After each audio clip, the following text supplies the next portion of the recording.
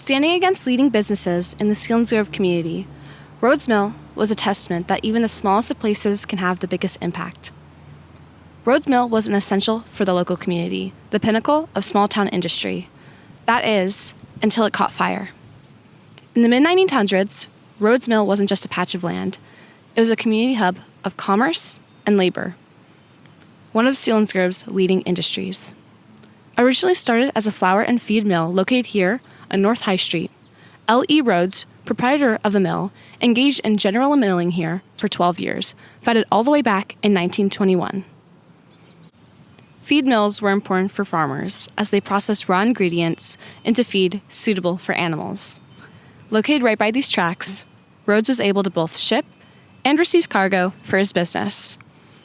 During his time as a mill owner, Rhoads actually retired and sold the business in order to travel the country.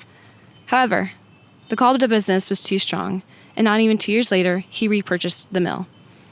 The year-and-a-half break proved to not affect Rhoads, as he continued to run a successful business up until his death in 1924. The mill stayed in production until November 2nd, 1944, when disaster struck.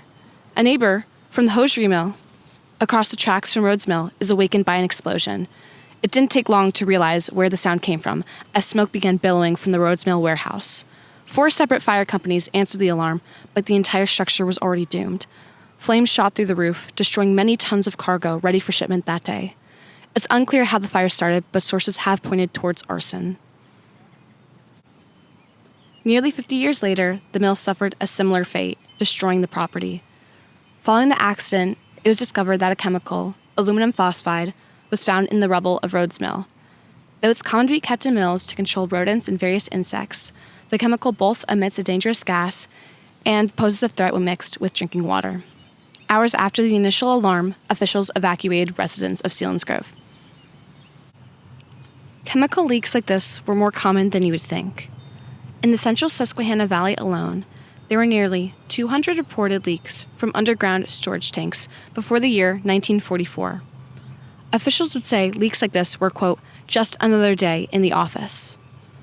Although it was disproved that the chemical had a hazard reaction during the accident, Mr. Rhoads felt the financial impact when such claims of contamination deterred people from returning to local businesses near the mill site.